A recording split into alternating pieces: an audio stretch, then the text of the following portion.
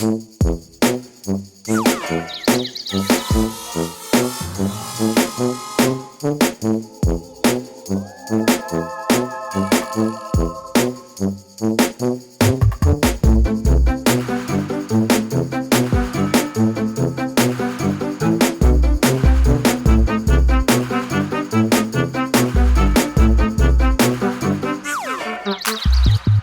back to Witchin' and Winin'. I'm your resident witch, Miranda. And I am your resident Wino, Crystal. With apparently some pickle vodka? Pickle what? Yeah. That one, not wine today. It's Sunday. I couldn't get any wine. So weird to live in a state that you can't buy alcohol on Sundays. I mean, hey, at least I can buy it down the road now. I grew up in a dry county. You couldn't buy it at all. Didn't matter what day it is. Not even the restaurants. Wow. No alcohol. That is so weird. Yeah. But I guess it's like a southern thing, right? It's the Bible Belt. Bible Belt. Yes, a southern state thing. There we go. For some reason, that was a tongue twister for me. But anyway, today we are talking about myths and legends. It's kind of going to be more in story mode today, and I'm really excited about it. Yeah. Okay. Because I got a really cool fancy book. Actually, I got a couple of books that talk about myths and legends of like different places around the world. So Awesome. I'm really excited to dive into them deeper. Yeah. You want to start us off? Yes, okay. I'm going to start us off. Both of my stories today are Native American legends, and this first one is the legend of Scarface, and it comes from the Blackfoot tribe of the Western Territories. Are you ready? I'm so ready. All right. Many years ago, there lived a native who had a very beautiful daughter. Many young, strong warriors wanted to marry her, but with every request she received, she only shook her head and said she had no need of a husband. Her father asked, "Why is this? Many of these young men are rich and handsome and strong, but you still refuse them." The beautiful daughter replied with, "Why should I marry when I have everything that I could possibly want right here in our lodge?" At this point, her mother piped in and said that it would be shameful if they continued to have an unwed daughter still living in their lodge. The mother also believed that her daughter was going to start creating gossip that she had a secret lover. But when the young, beautiful woman heard this, she bowed her head and told her parents the truth. She told them that she did not have a secret lover, but she did receive a secret message from the sun god, and he declared that she could not marry anyone, and if she listened to him, she would live happily and to a great age. But she had to remember she needed to save herself for him alone. Yeah, because the sun god is hot. Yeah.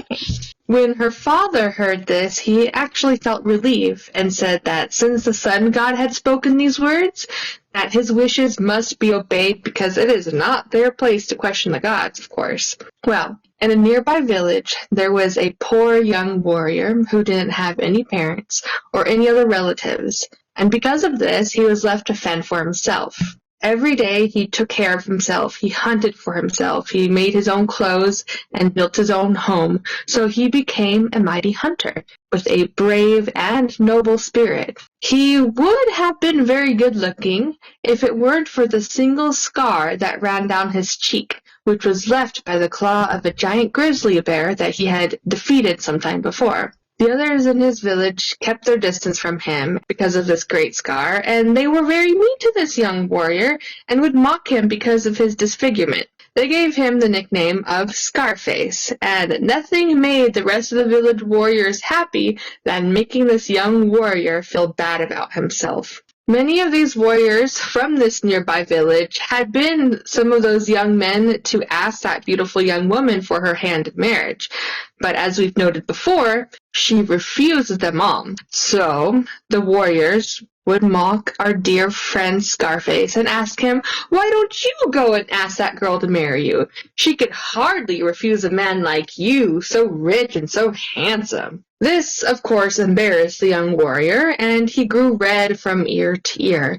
Then he stared longingly in the direction of the beautiful young woman's lodge, and told the others that he would do just what they said. He suddenly felt defiant and marched towards the river where the beautiful young woman's village lay, and he went to deliver his proposal. When he reached the river, he saw her by the banks of the river gathering rushes, and he approached her in the most respectful manner that he could manage, and she gazed up at him. Her eyes were bright and enticing, and so full of curiosity. When she was looking at him, he shyly told her of his purpose there, and he said, "I know that I am poor and severely underdressed, but I have seen you refuse rich men with clothes more luxurious than my own. I am not handsome either, but you have shunned men of the noblest features.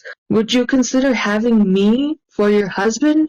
I cannot promise you wealth, but I can promise you love, as much of it as you care to receive from me." Well, the young woman was obviously shocked and taken aback by his proposal, but she looked silently at him and then turned her head to the running water of the river. After some time, she looked back towards Scarface and spoke softly to him. She told him that it really didn't matter to her if he was poor, because her father was a very wealthy man and would happily provide for the both of them. She also said that she was glad that he was a man of courage, and courage was what she was waiting for when somebody was going to ask her to marry him.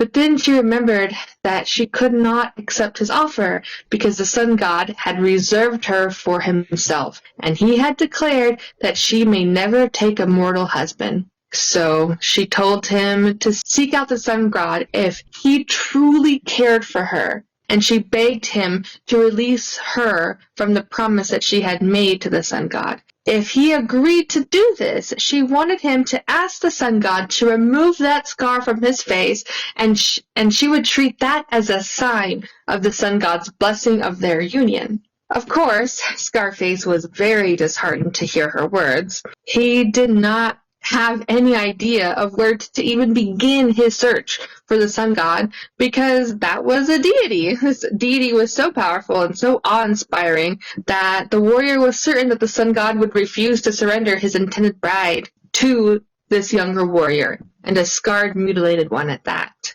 But this young warrior had never stepped away from a challenge, no matter how difficult it appeared. So he decided that the idea of the opportunity of such an amazing reward seemed well worth the sacrifice of risking his life. So the young warrior set off in search of the sun god's lodge. He traveled for many days and many nights, and he walked through prairies and through dense forests. His small sack of food grew lighter and lighter with every passing day, so he would supplement his food stores by eating wild berries and roots, and he would sometimes take down small animals with the bow and arrow that he carried on his back. But one day, he came across a bear's cave and thought he should probably ask the bear for directions. The bear told him that he had traveled many a great distances, but he had never come across the sun god's lodge. The bear told him that a striped face animal who lives in a hole nearby may be able to help him.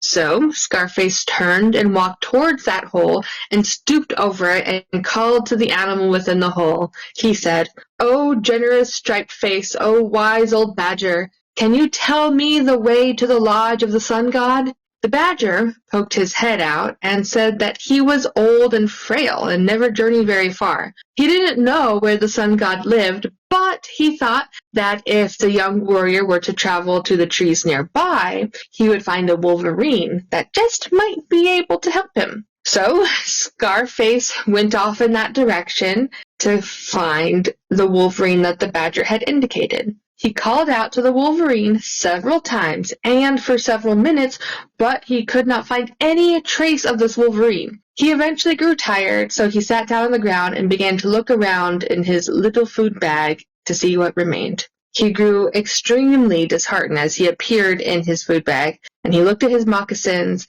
which made him even more woeful, and he cried out to the Wolverine and said, "Pity me, Wolverine, my moccasins are worn through, and my food is almost gone. Take pity on me, or else I'll meet my death right here and now." Suddenly, he heard a voice behind him that said, "How can I help you?" The young warrior was very surprised, but very happy, so he told the Wolverine that he had traveled a great distance in search of the sun god, but no one was able to tell him where he lives. The Wolverine told him that he could show the young warrior where the sun god lives, but the Wolverine said that he would not show him the way until he rested for the night, because the journey to the sun god's lodge was a much greater distance. And since the Wolverine only required one night's rest, the young warrior agreed and relented, because honestly, how else was he going to even have a chance at finding this lodge? So, the next morning they set off as soon as the sun went over the horizon, and the Wolverine led him through a forest and pointed out a trail. And he told the young warrior that he needed to follow that trail and keep walking until you come to a vast lake. So that's exactly what Scarface, our young warrior, did. He walked for many, many miles before he came to that vast lake. But when he did, he was chestfallen again. The waters of this lake stretched as far as the eye can see, and he just knew that he could not cross this black, fearful water. So he decided that the end has come, and he must give up the fight. He had gone too far to turn back, and he really could not, swim across the lake. He wasn't sure what he was going to do, but he thought that it was just done. Fortunately for the young warrior, help was very near, and soon 2 beautiful white swans swam towards him on the water. They told him that he was not far from the object of his search, but they asked him to lie on their back so that they could carry him to the other side. Upon hearing this, Scarface stood up, awestruck and kind of in disbelief, and walked into the water and did what the beautiful songs told him to do. And within a short time, he had reached the other side of the water. Once he got on dry land, he stood and continued walking, and he walked and walked and walked and walked, and he still had not reached anything other than a trail. But at this point, he refused to give up hope because he had been lucky thus far in his journey. He was optimistic that some other divine intervention would come upon him. His optimism was rewarded because soon he stumbled upon an array of beautiful objects that were just lying in the earth. He knew what he must do with the objects, for he knew they must be from another world. He had never seen such splendid golden-tipped arrows, and he had never seen such a beautifully crafted war shield that was elaborately decorated with beads and other precious stones. As he looked upon these beautiful items, he felt tempted to take these items for himself. But before he could reach for them, he decided that it would be highly dishonorable of him to take them, and he tried to picture instead of what the owner of such fine weapons might look like. He moved away from the items and was deciding right then and there he's just going to continue his journey. So he does. He continues along the trail, and after some time, he saw quite a handsome young stranger that he had obviously never seen approach him from a distance. This young man wore the most smooth and beautiful animal skin and most sturdy-looking but comfortable moccasins that were sewn with brightly colored feathers that he had ever seen. When the stranger came close enough for them to talk, he asked the young warrior if he had seen a certain golden-tipped bows, if he had seen a certain elaborately beautiful shield. And the warrior said, "Why, yes, I have seen them. They're just lying back there, just beyond the hill, around the corner, out yonder." The young stranger... Out yonder. Yeah, out yonder. The young stranger questioned him, and he was like, "Why did you not take these items for yourself? They're beautiful items. They're very priceless, probably better than anything you've ever seen." The warrior responded that he thought it would be wrong of him to take them because he knew that the owner would eventually return for them. So the beautiful stranger told our Scarface that he admired his honesty and was thankful because he had saved him a tiring search of looking for his items. I mean, I want to know why he lost the items in the first place. Like, how did they end up there in the middle of a trail, you know? Maybe he set them there to test people. Maybe. But can I just say that I think the Scarface fella is way too good for that girl. She seems shallow. She's like, I am destined for a god. And, you know, if you come back with no scar on your face, then I'll take that as a sign. Whatever. This guy's too good for you. Get over yourself. I mean, that's a good way to look. That's definitely a way to look at it, too. I was thinking it was more like the scar would be, like, undeniable proof that the sun god relented on his, like, promise to the young woman. That's just her excuse. True. So the stranger also asked Scarface where he was from, because he obviously appeared to be from a long distance away from his home. And Scarface told the stranger that he was looking for the sun god, and he believed that he was not very far from his house. The young stranger told him that he was right, and he introduced himself as Apis, otherwise known as Morningstar. Morningstar told the young warrior that he was the son of the sun god. He told the young warrior that he should follow him because his father would be pleased to meet a man with such honest character. They walked together, and after a short time, they came upon a great lodge that was the most glorious lodge that was bathed in glorious golden light. The walls were covered with beautiful paintings of medicine animals and other rare, curious creatures. And medicine at the entrance, yeah, that's what it said, medicine animals. So animals that represent medicine, essentially. Okay. Yeah. And at the entrance of this beautiful lodge stood a beautiful woman who turned out to be Morningstar's mother, Kiko Nikis, the moon goddess. She hugged her son and welcomed him home, as well as welcomed Scarface into their lodge. Then the great sun god made his appearance, and he also greeted Scarface kindly and invited him to stay for as long as he needed to. He urged him to accept the guidance and friendship of his son, for his son was lonely and without companionship. The sun god told Scarface that his son would show him all the beautiful sights of the kingdom, and his son would also lead him to wherever he pleased, but that he must never hunt near the great water, because that is the home of the savage birds, who have talons as long as spears and bills as sharp as arrows. He told Scarface that those birds had carried many of his people's finest warriors, and they would not hesitate to kill both of them. Scarface listened carefully to everything that was said, and during the months that he lived there happily among his celestial friends, he learned to love the sun god as a father, and became more and more intimate with Morningstar, whom he came to regard as a brother he had always longed for in his earthly home. Well, one day, he went out with Morningstar on a hunting excursion, but on this day, the two did not follow their usual route, and they soon discovered that they were by the shores of that great water. Want to guess where this is going? Birds? Yes. They're going to try to hunt some birds. Wonder what's going to happen.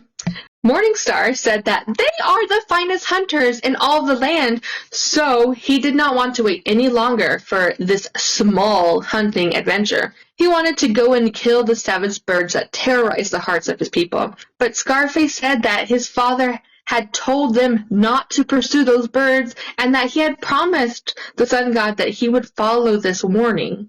Then Morningstar declared that he was just going to hunt them alone, and he jumped into the water and waved his spear while shouting his war cry.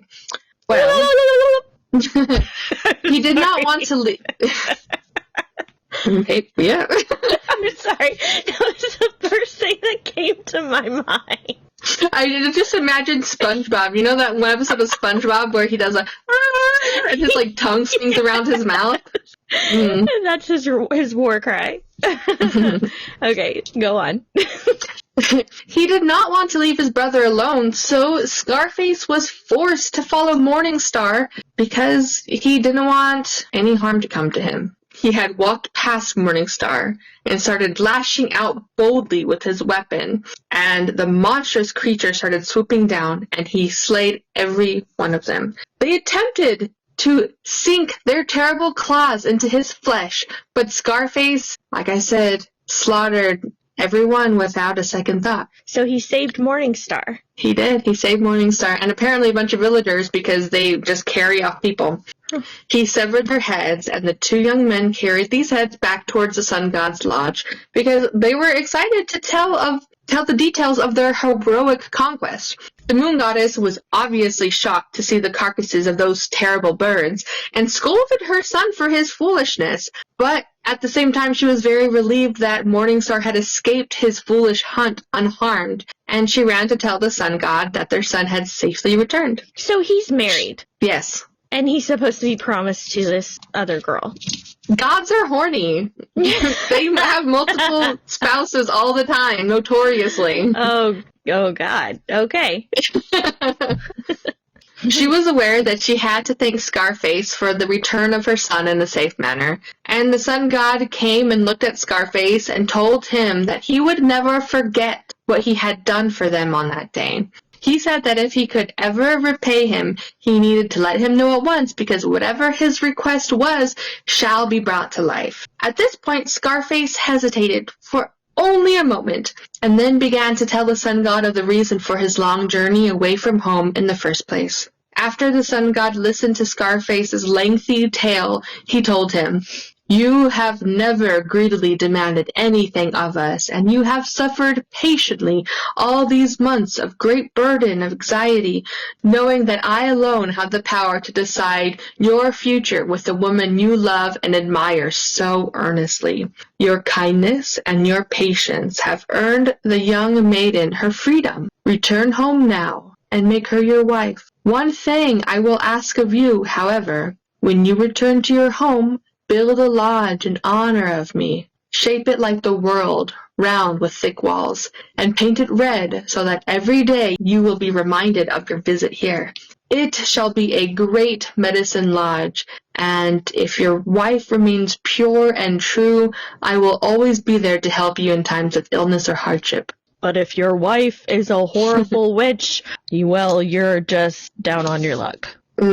Yeah, that's what it sounds like. Like, if your wife screws up, I'm not going to help you anymore, buddy. Yeah. After this declaration, the sun god instructed Scarface on many of the delicate intricacies of sun medicine, and then he also rubbed a powerful remedy into the skin on his cheek, which caused his unsightly scar to disappear instantly. With his face cleared and the promise broken, the young warrior was now ready to return home. The moon goddess gave him many beautiful gifts for him to take home to his people, and the sun god gave him very precious knowledge, which was a short route through the Milky Way that would soon return him to the earth, that would lead directly to his village so he can walk in with triumph. He took the trail that the sun god had indicated and landed on a very hot day where the sun shone brilliantly in the sky. This was the type of sun that forced people to shed their clothing and sit in the shade, but toward midday, when the heat was at its hottest, the chief of the villain peered through the window of his lodge and caught sight of a figure that was wrapped head to toe in thick animal skins that was just sitting, not doing anything, just nearby. He's like, what is going on? Why is this random person just sitting? I don't remember seeing this guy walk up, So obviously the chief wondered who that strange person was sitting there, and in winter clothes no less. So he knew the heat would certainly kill him if he sat there for any longer, especially since he had not seen any food or water with the stranger. So he decided that he needed to go out and invite this young stranger to sit indoors with them. Some of the villagers approached the young stranger and told him that the chief was very concerned for his health and that he would like him to withdraw to the shade of the lodge. But those villagers no sooner spoke these words when the figure stood up and flung his outer clothes garments to the ground. The robe that the stranger wore underneath those furs was made of the most delicately embroidered cloth that they had ever seen, and the weapons he carried were of extraordinary measure that gleamed with bright metal. They gaze upon the stranger's face, and the villagers recognize it in some part of their minds deep inside. Finally, one of them cried out in surprise, "It's Scarface, the poor young warrior we thought had been lost forever." But look, the blemish on his face has disappeared. When the rest of the villagers heard this outburst, they all rushed forward to examine the young man for themselves. They asked him where he had been all these months and who had given him all those beautiful things. But the handsome warrior did not answer any of the villagers' questions, for his eyes searched only through the crowd until they fell upon the beautiful face of the maiden he had returned home to marry. He walked to her and told her, "The trail was long and tortuous, but I found the lodge of the sun god, and I won his favor. He has taken away my scar, and gave me all these great things of proof of his consent. Come with me now and be my wife, for that is the sun god's greatest wish." The beautiful young maiden ran towards him and fell within his arms. Tears of wonderful joy flowed freely down her cheeks. That same day, the young warrior and the beautiful maiden were married, and before long they had built a great medicine lodge, and during the many years ahead they were never sick or troubled in any way. And in fact, they were incredibly blessed with 2 fine, strong children, 1 boy and 1 girl, who they named after the sun god's wife and the sun god's son, Apis and Kikomikis. I don't know how to say it, I'm sorry. Oh, I am about to butcher some names. That was definitely a legend of love. That's one of them that would be told to young children or not young children, probably like older children, to teach them a lesson and to teach them the importance of perseverance and trying hard, and then of course the importance of love, because through love he was able to get through all that, because he was determined to marry this girl that he had only spoken to one time. I still don't like her. Oh, okay. My first story is about the legendary Hellhound of Suffolk. Suffolk? I don't know. Suffolk? It's probably super Suffolk. easy to say, and I just can't do it. Suffolk. In Suffolk, England, at the Leiston Abbey ruins, archaeologists unearthed the skeleton of an enormous dog, estimated to have reached a height of 7 feet when standing on its hind legs. Oh, wow. I mean, don't they have those these days, like an Irish wolfhound? Like, those are massive. Yeah, it's that one or some other dog that they think is a hellhound. I don't know. Anyways. Anyway. It was estimated that this dog would have weighed about 200 pounds. This discovery aligns with the local folklore surrounding Black Shuck, which is a legendary hellhound known for its fiery eyes and dark fur, described in various ghostly tales across the British Isles. The name Shuck derives from the Old English word skukka, meaning demon. It's one of those, but it means demon. This dog is said to have roamed the countryside, spreading terror and death with its flaming eyes and savage claws. One of the most renowned encounters with this spectral beast occurred on a stormy night in 1577 at the Holy Trinity Church in Blythburgh. There was a huge clap of thunder and the church doors burst open. The beast ran into the church. Black Shuck reportedly killed a man and a boy before the church's roof collapsed in the storm, and the big dog fled. The remains of the large dog that were discovered were found only a few miles from where this attack at the church happened. It also appears to have been buried in a shallow grave, less than 20 inches deep. Some pottery pieces that were found at that same level as Shuck's grave show that the dog that was found was buried at precisely the same time that Shuck is said to have been on the loose. So they believe that this is the dog from the records. Mm-hmm. But wait, it gets crazier, y'all. It gets crazy, y'all. It is said that there are still marks on the church's door from where Shuck entered, and these marks are from his claws, and they're scorch marks. Oh. One local definitely saying, a hellhound. Yeah. One local saying is as follows, quote, "All down the church in the midst of fire the hellish monster flew, and passing onward to the choir, he many people slew," end quote. So it mentions fire. Is the fire from the dog? Could he really be Hellhound? His name does mean demon, but it gets crazier, y'all.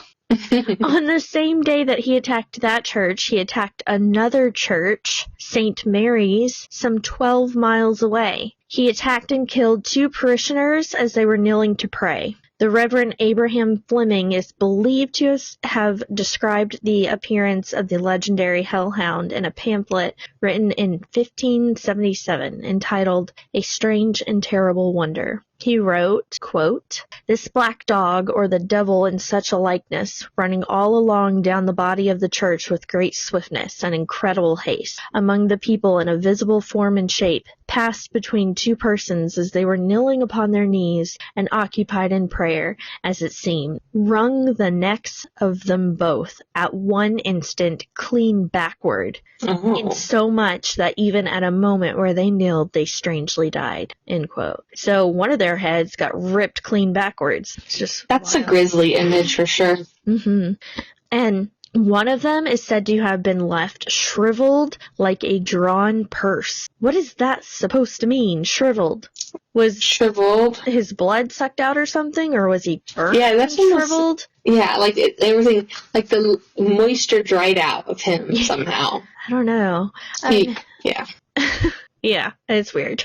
Historian W.A. Dutt also wrote about Black Shuck in his 1901 book, Highways and Byways, set in East Anglia. Quote, "He takes the form of a huge black dog and prowls along dark lanes and lonesome-filled footpaths, where, although his howling makes the hearer's blood run cold, his footfalls make no sound, so you wouldn't hear him coming." Which is obviously scary. Creepy.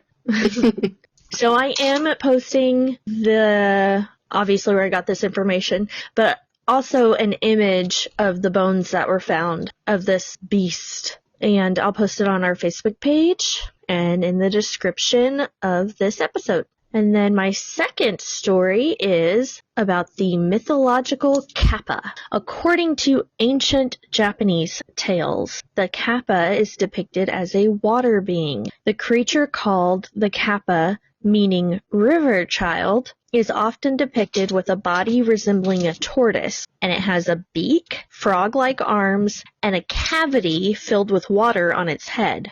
So like a divot sunken in on top of its head where water fills into. Oh, I was thinking about like it had a balloon sort of structure on its head filled with water, and it just had like a bulbous watery head. I think it's more like a bowl. Okay. So picture like his head having a cereal bowl on top filled with water. While primarily aquatic, kappas are believed to occasionally venture onto land. According to folklore, the water within the cavity atop its head must be kept filled with water when the kappa ventures out of the water. Otherwise, it will forfeit its mystical powers. Kappas are commonly seen as playful troublemakers or mischievous beings. Their pranks range from harmless acts, such as making funny noises or peeking under women's kimonos, to more malevolent actions like causing harm by drowning people and animals, or even kidnapping and eating naughty children. That is a huge array. And very much. What? He like wakes up in the morning and says, what am I feeling like today? A little murder or a little peekaroo? A little peekaroo. He's like looking at her kimonos, making funny noises like beep boop, beep boop, beep, beep, beep. Or he could be kidnapping your child and eating them.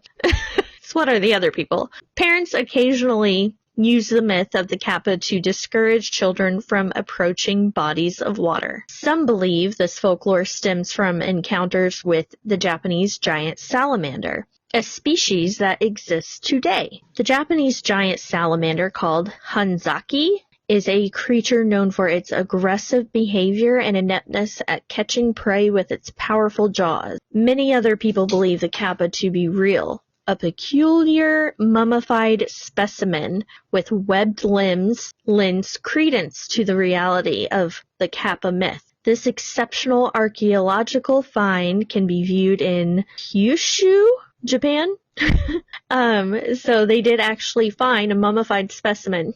And I will upload a picture of the hand and foot on our Facebook page and in our episode's description. And the fingers on this thing are remarkably elongated, with webbing between the fingers and the toes. And then it has what look like claws on the hand. It's creepy. That sounds creepy. Yes. According to Japanese folklore, there is a method to outwit a kappa by taking advantage of its strong adherence to manners. Yes, What? you must have good manners.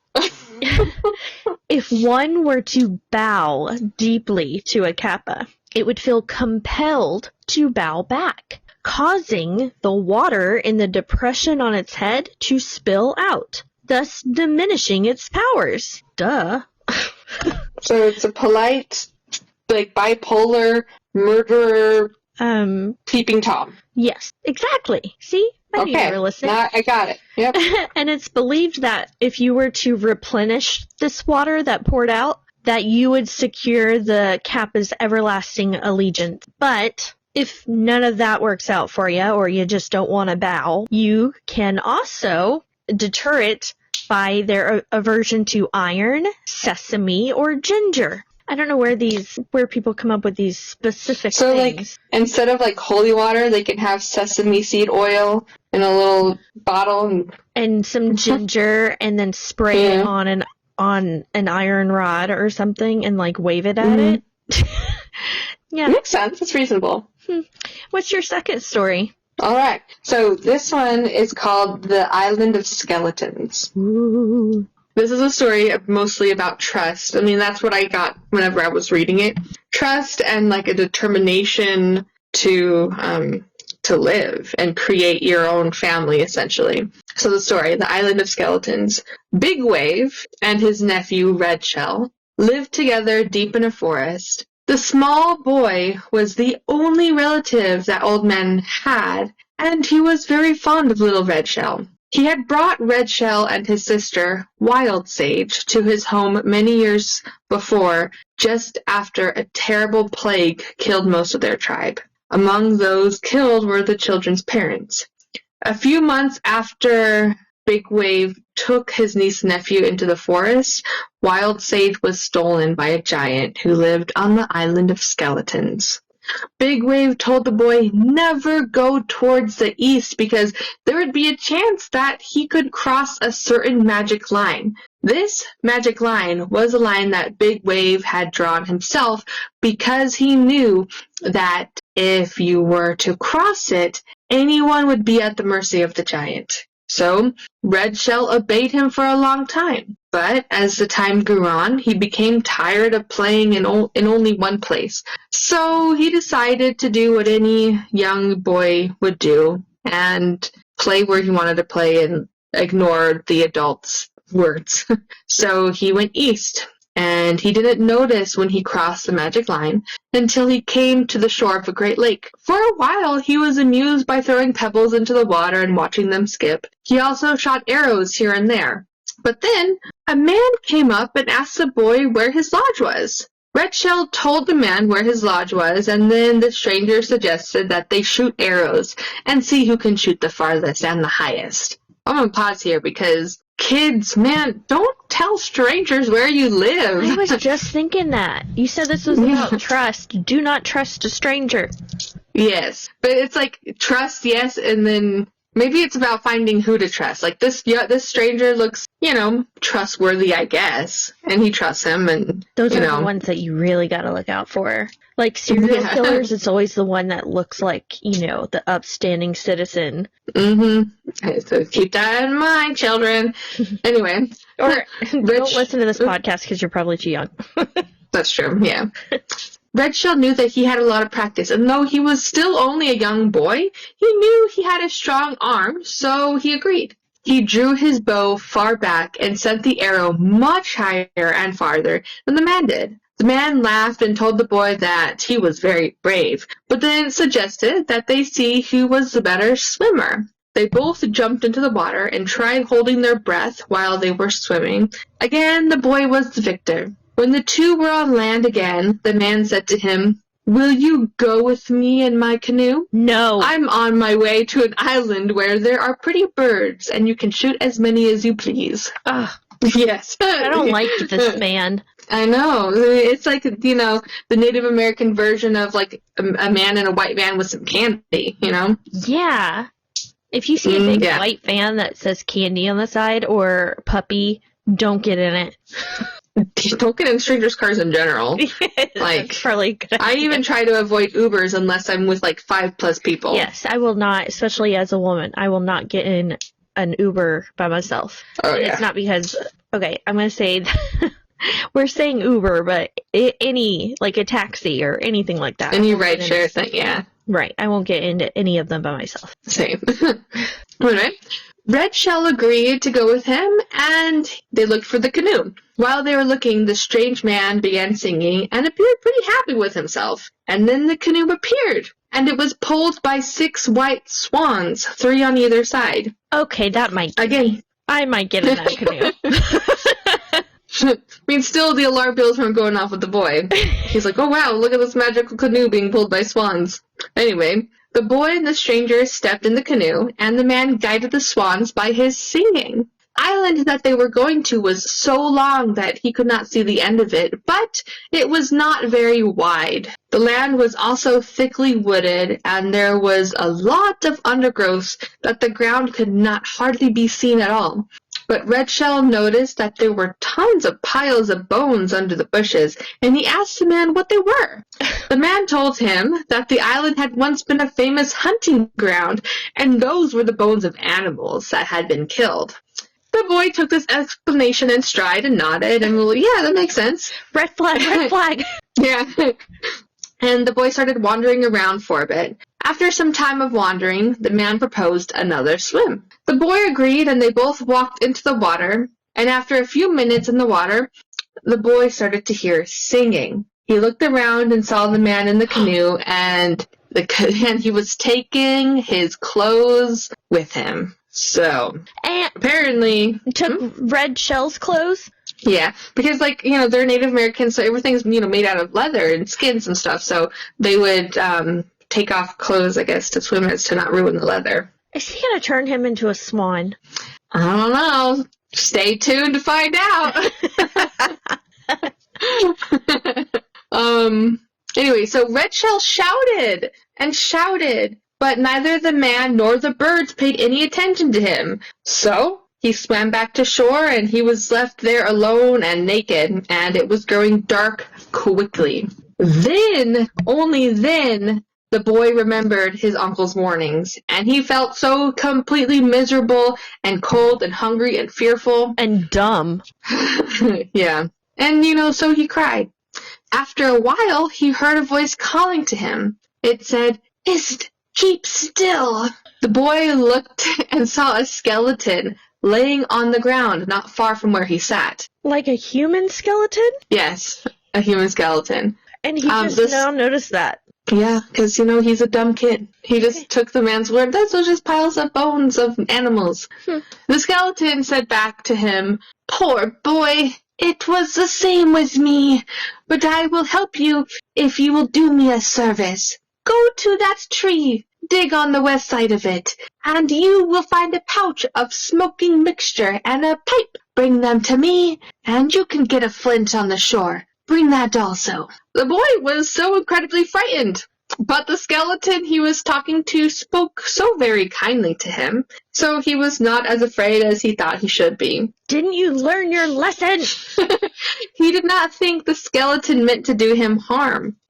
So Red Shell did what the skeleton bid him, and went to the tree and brought the pipe and smoking mixture and found some flint on the shore. He struck a fire and lit the pipe and handed the pipe to the skeleton. The skeleton smoked the mixture quickly and drew smoke into its mouth, and Red Shell watched as the smoke escaped between the skeleton's ribs.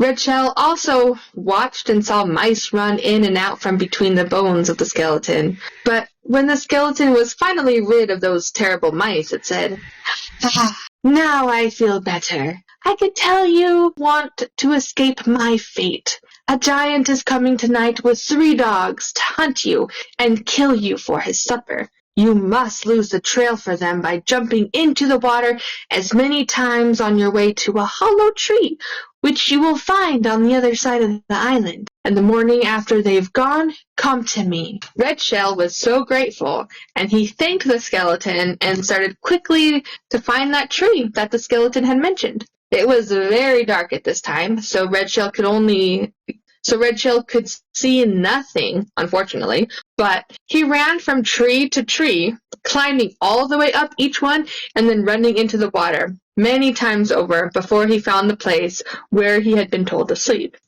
When morning started to come, he heard splashes of a canoe in the water, and soon a giant followed those splashes along with 3 large dogs. The sightly monster strode into the forest. The giant told the dogs that they must hunt the animal that was on the island. So the dogs started to look for a trail. Once they scented the trail, they dashed through the bushes and rushed up one tree and then down it and then up another and then down it, and at last came back to the giant with their tails between their legs because they haven't found anything. The giant was so incredibly angry that he struck the animal that was closest to him with his giant war club and killed it on the spot. Oh, what a meanie. Yeah. He skinned the dog and then ate it raw. Oh. Then the giant, I know, like insult to injury, right? Then the giant drove the 2 others down into the canoe and jumped in and went away. When they were out of sight of the island, Red Shell came stealthily from his hiding place and rushed back to the skeleton. When he reached the skeleton, it was surprised that Red Shell was still alive. He also told Red Shell that he was a very brave boy. But then he said to the boy, "Tonight the man who brought you here will come to drink your blood. You must go down to the shore before the darkness comes and dig a pit in the sand. Lie down in it and cover yourself with sand. When he leaves his canoe, get into it and say, 'Come, swans, let us go home.' If the man calls you, you must not turn around or look at him. When you are free, do not forget the skeleton." Red Shell promised the skeleton to come back to the island and do everything he could for that poor old sack of bones.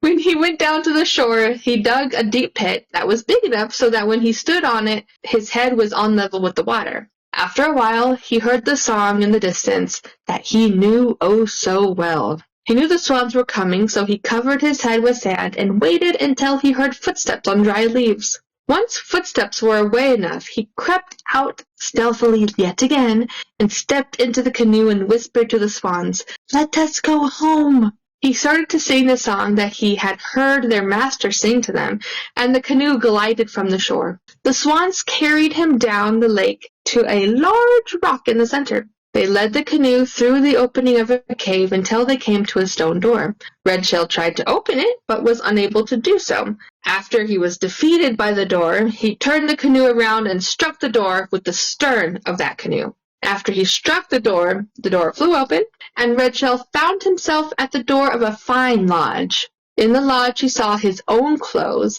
as well as many others, heaped in the corner near a fire. So, of course, he puts on clothes finally, and then he spots a kettle of soup steaming over a fire. And there was also some small potatoes in the ashes on the hearth. The boy did not see anyone, so he sat down and ate supper and then laid down on the couch to sleep. The couch was extremely comfortable, for it had wildcat skins adorning every crevice, so it was fluffy, fluffy, fluffy.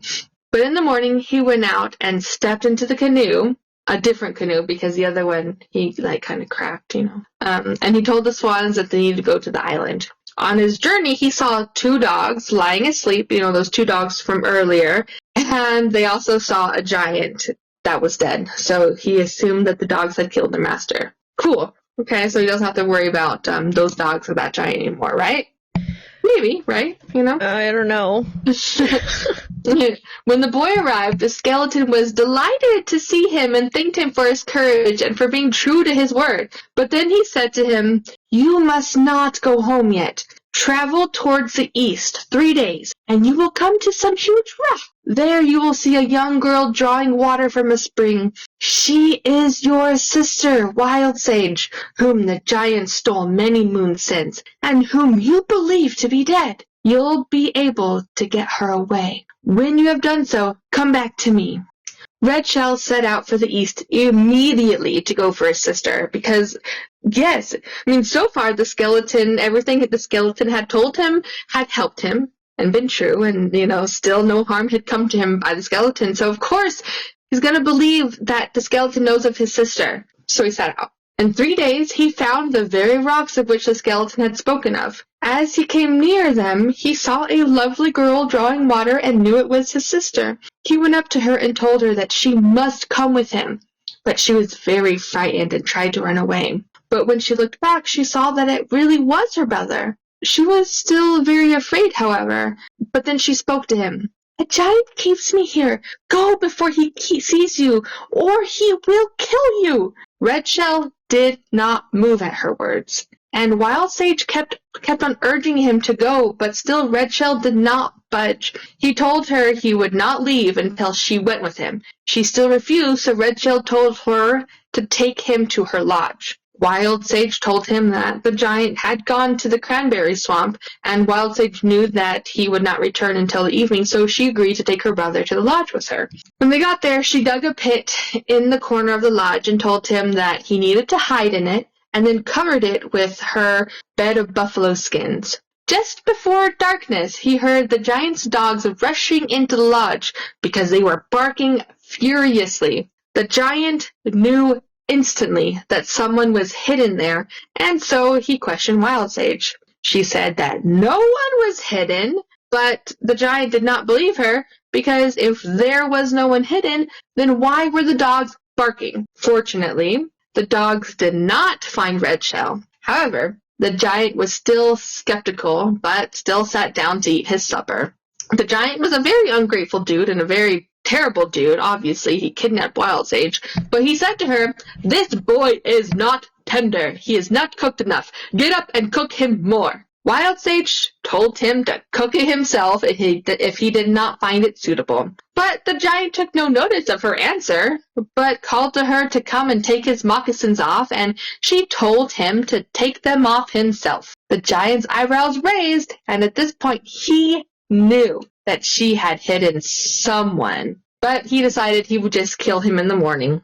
Early the next day, the giant said he was going to the cranberry swamp again to get some children for his dinner. But he did not actually go far from the lodge, but instead hid himself in some bushes close to the shore. He saw Wild Sage and her brother get into the canoe and tried to go off, but the giant was crafty and had brought a giant hook with him that he had thrown out to hook the canoe, which he was successful at. He caught the boat and drew it towards the shore again, but Red Shell took up a stone and broke the hook, and then the siblings floated off once more. The giant was terribly angry, and he lay flat on the ground and put his mouth to the water so he can drink the water, as to not let the siblings escape. The giant drank so fast that the canoe was drawn closer to the shore, but the giant began to swell from drinking such a high quantity of water. Fortunately for the siblings, the giant could not move for the swelling of the water in his belly. Red Shell took another stone and threw it at the giant, and it struck him, and the giant snapped in two, and all of the water that the giant had swallowed flowed back into the lake. Red Shell and his sister sailed to the island where the two dogs who had eaten their master rushed down to meet them. The boy was frightened, so he raised his hand threateningly and said to them, "Off to the woods as wolves! You no longer deserve to be dogs!" The animals surprisingly listened to Red Shell and slunk away, growling as they disappeared, and they were seen to change into the forms of hungry wolves. So Red Shell, later, went to the skeleton who had commanded him to gather all the bones that he could find and lay them side by side in one place. He did that, and he got help from his sister. The skeleton told him that once he assembled all the bones, he needed to say, "Dead folk, arise." And so Red Shell was like, "Okay, sure. You tell me to say it, I'm lining up the bones, and I'll do it." So they stood a little off into the distance and called loudly, Dead folk arise, and the bones started to raise themselves and took human form again. All of the men had bows and arrows, but some only had one arm, for others only had one leg. But the skeleton whom Red Shell had first met when he came to the island was a tall and handsome man who turned out to be a fine warrior, and his limbs were perfect in every way. He saluted Red Shell as chief, and the others did the same. Then the boy and his sister crossed the lake and traveled westward until they came to their uncle's lodge again. The uncle was very old, and he was sitting by his fire, and he was still crying over the loss of his nephew. But then the man turned and saw his niece and nephew, and was aghast and unbelieving. But the boy quickly told his uncle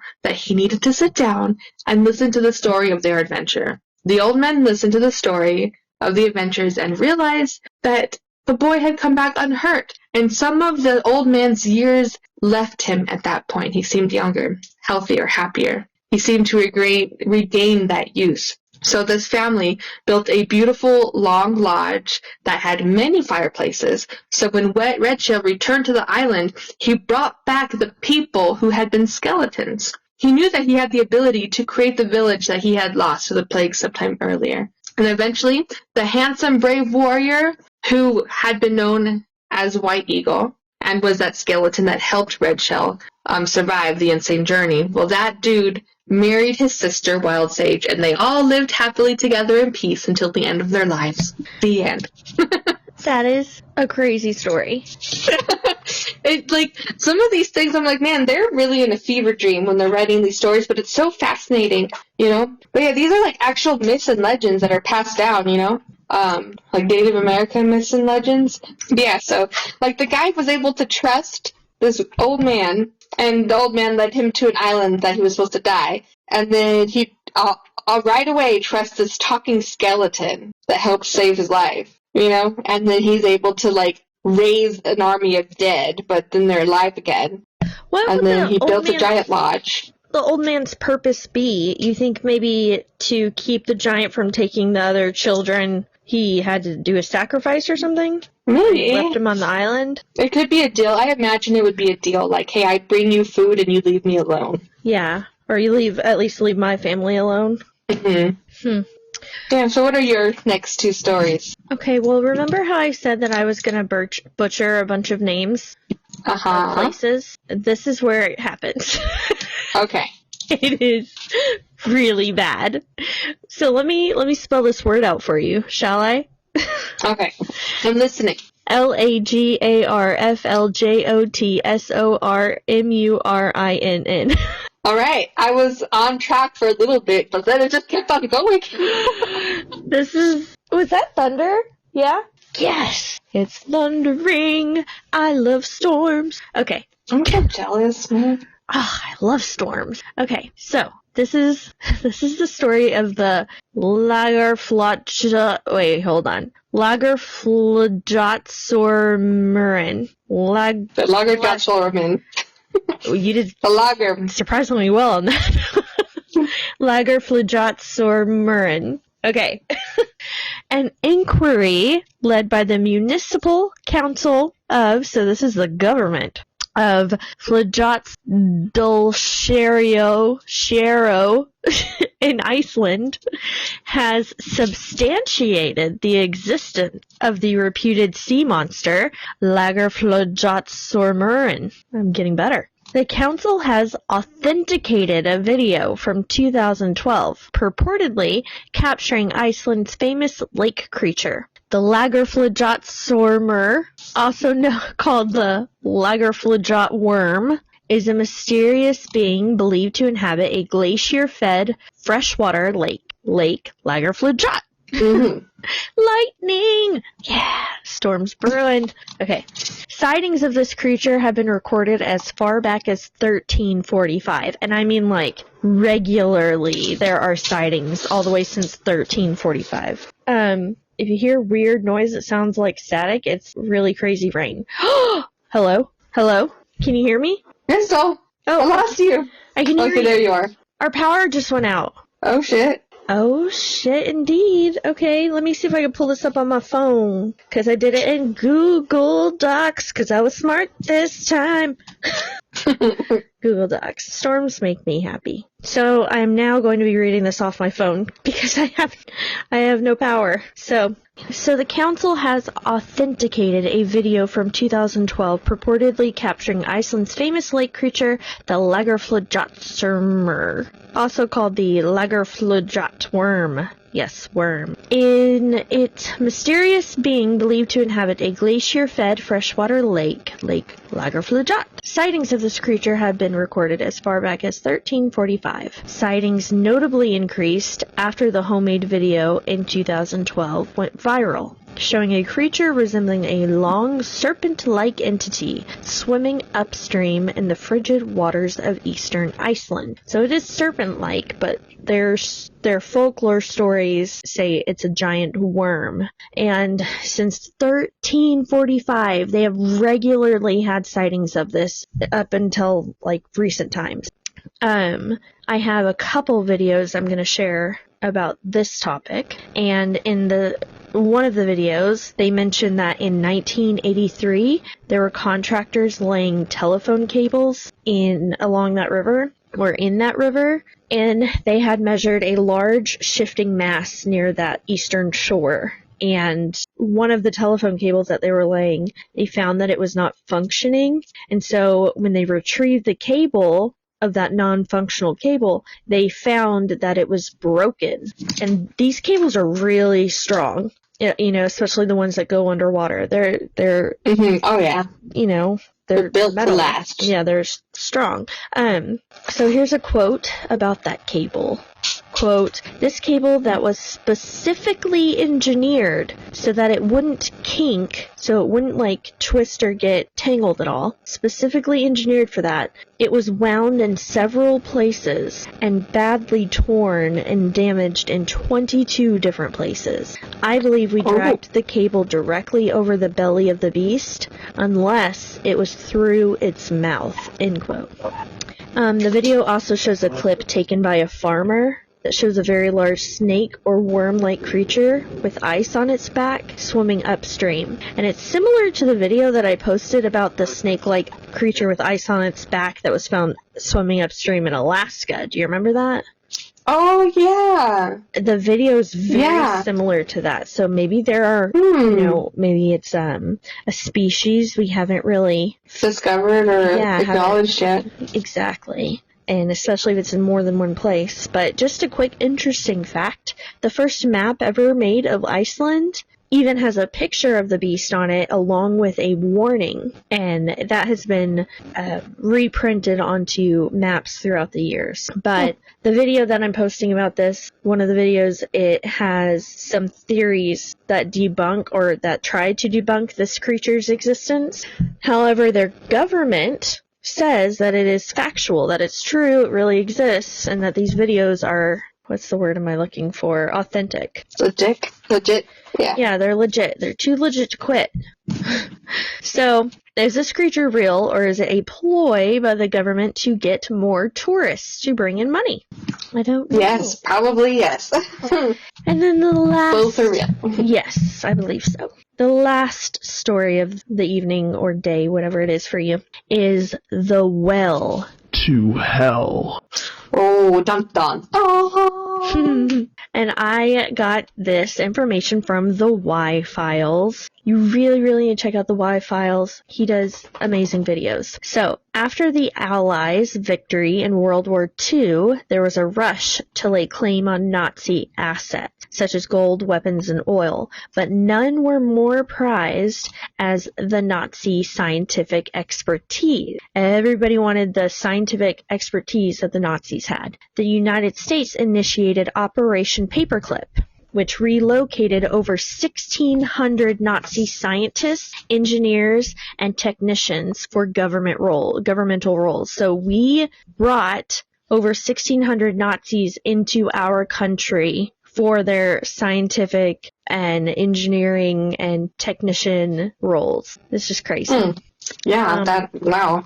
On the other hand, the Soviets implemented Operation Ostyavyakym, which they coerced more than 2,500 scientists to work under their regime. So to kind of combat us starting the Operation Paperclip, they started Operation Osoaviakim and forced these scientists to work under their regime. This influx of skilled individuals ignited a scientific competition that spanned 50 years, with a focus on nuclear technology for both weaponry and energy. The intense rivalry notably manifested in the space race, where the Soviets achieved several milestones first, such as launching satellites and sending humans into space. The United States claimed a significant triumph by landing a man on the moon, although this achievement remains a subject of debate.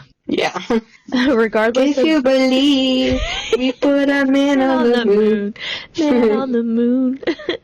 Regardless of the authenticity of the moon landing, these accomplishments motivated both nations to delve into uncharted territories and aim for greater heights. In pursuit of knowledge, a new challenge emerged: the race to reach the Earth's core. The United States initiated the Project Mole Hole by drilling the first borehole in the Pacific Ocean near Mexico in 1961.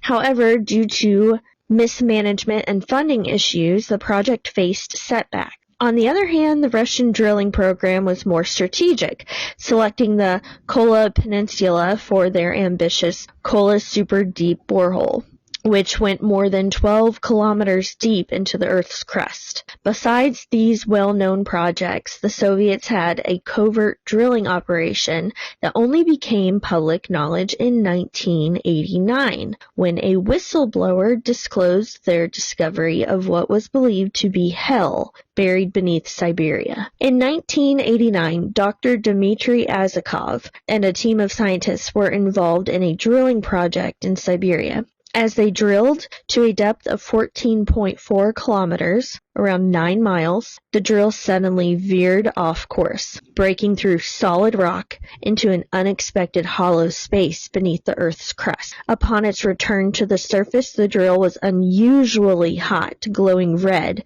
despite the expected temperatures.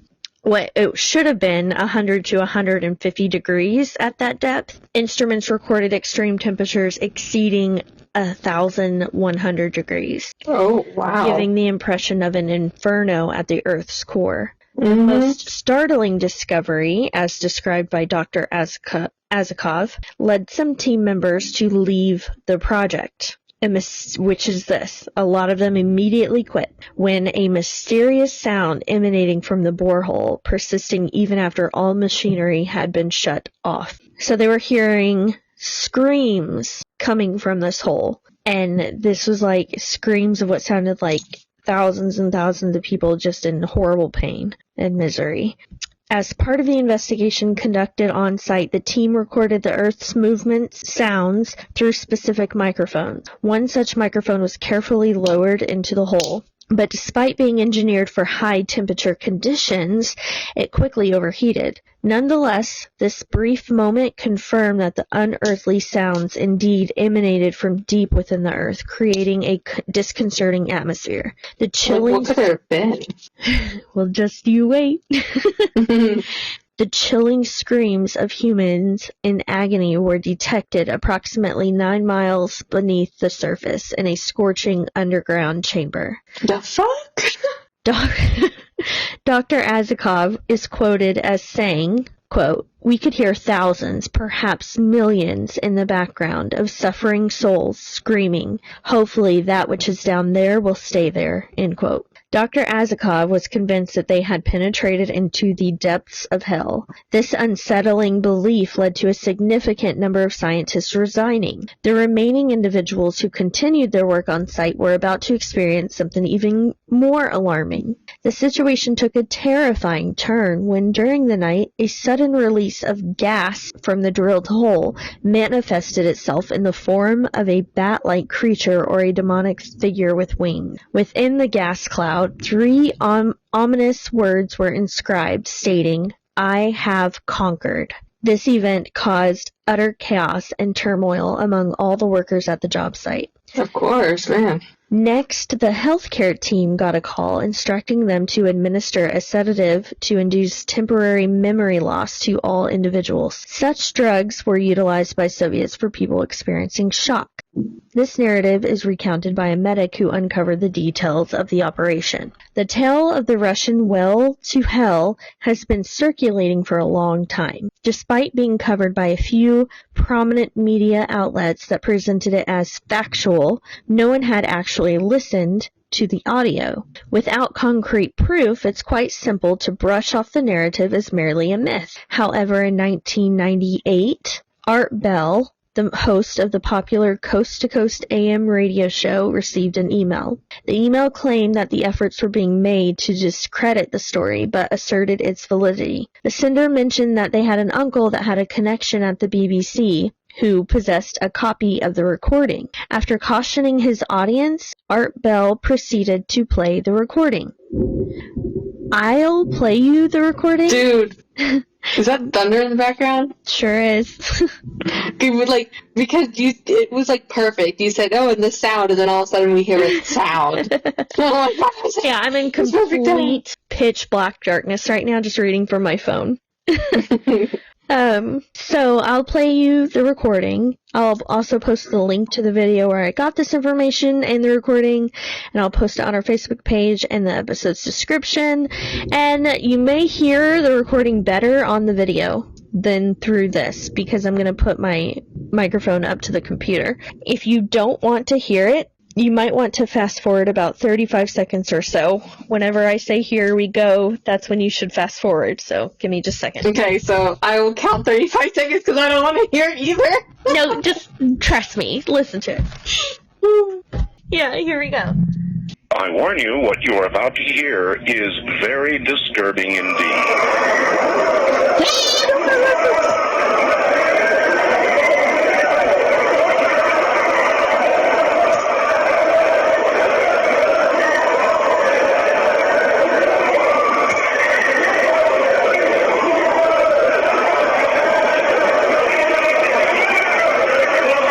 Did you hear that? I did. And it stopped playing. I wonder if there's more, but my computer just stopped.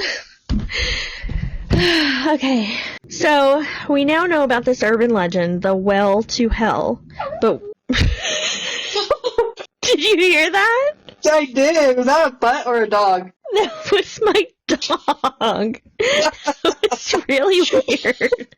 That was a really weird sound. So now we know about this urban legend, the well to hell. But where did the story originate? Well, the Trinity Broadcasting Network, TBN, originally shared a captivating tale titled "Scientists Discover Hell." TBN, a Christian media outlet involved a television broadcasting and newsletter distribution, unveiled this story in 1989. The narrative gained significant popularity, prompting Rich Bueller, a radio personality at Christianity Today, to investigate its origins. So he calls up TBN. He's like, "Hey, TBN, where's the story coming from?" And they affirmed the story's authenticity, citing the Finnish publication Amenu Sastia as their reliable source. So they were like, "Yeah, it's authentic. We got it from Amenu Sastia, and they are a reputable scientific journal," is what they said. However, this journal turned out to be a modest evangelical Lutheran magazine instead of a reputable scientific journal. Amenu Sastia said a staff member wrote the story from memory. From memory, you say? Was he there when it happened? No. He remembered seeing it in a magazine where readers could submit any stories they wanted. Oh my god. The reader who submitted it to that magazine read it in a Finnish newsletter that covered paranormal stories. Before that, the story was in another religious newsletter out of California, and on and on and on. The story was just hearsay, but the companies who published the story kept defending it. Notably, the tale caught the attention of a Norwegian educator, Aga Rindalen during his visit to California. So he's in California, he hears the story, and he's like, oh my god. He's so intrigued by how gullible Americans are for falling for this story, which, when I got to this part of the video, I was like, man, I fell for it.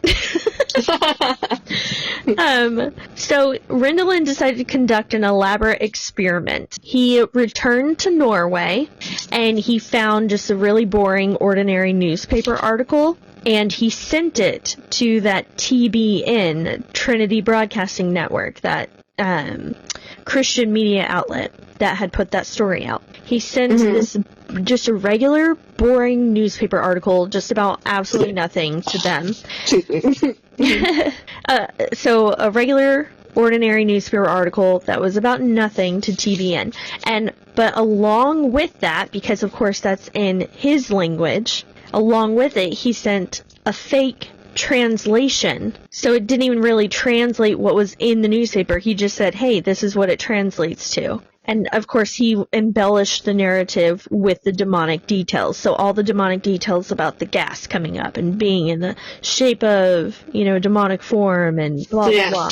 He just wrote all that in a fake translation, saying this is what this article says. And it had nothing to do with that at all. So this hoax, known as the Well to Hell story, was devised to test TBN's credibility, because he was like, I'm going to show everybody that TBN and other news places can't be trusted. So they don't do their research. Dang. Exactly. They didn't do fact-checking. They didn't verify the translation. They didn't do anything.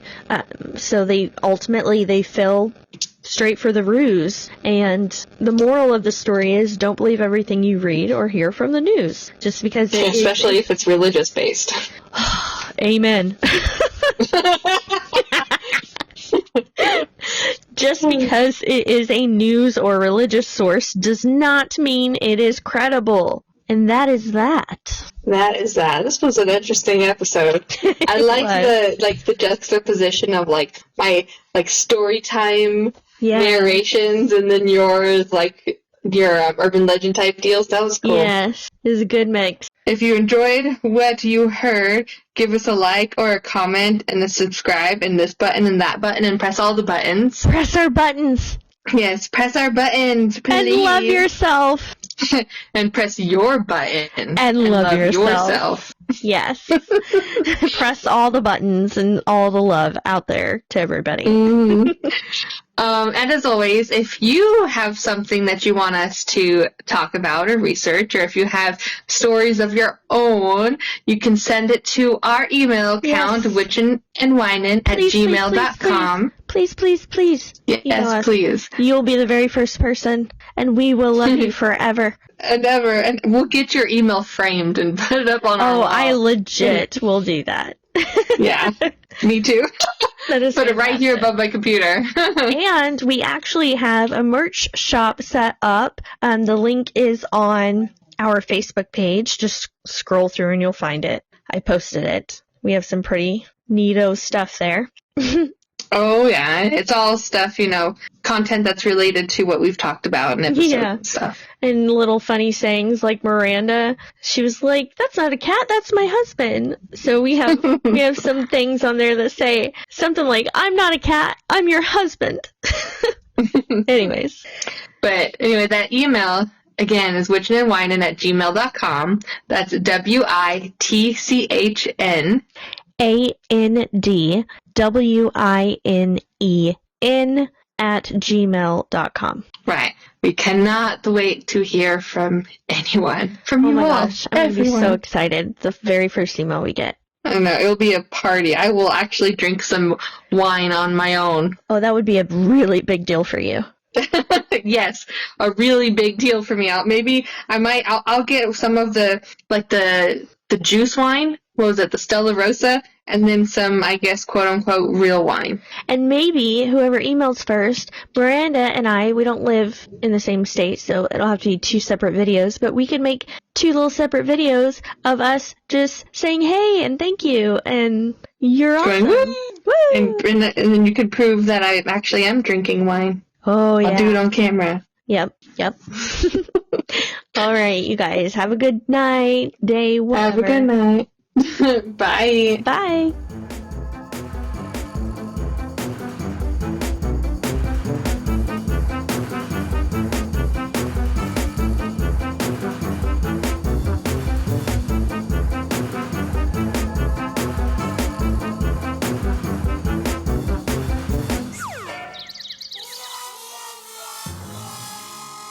Do you believe in these crazy myths? I don't know, they're pretty wacky.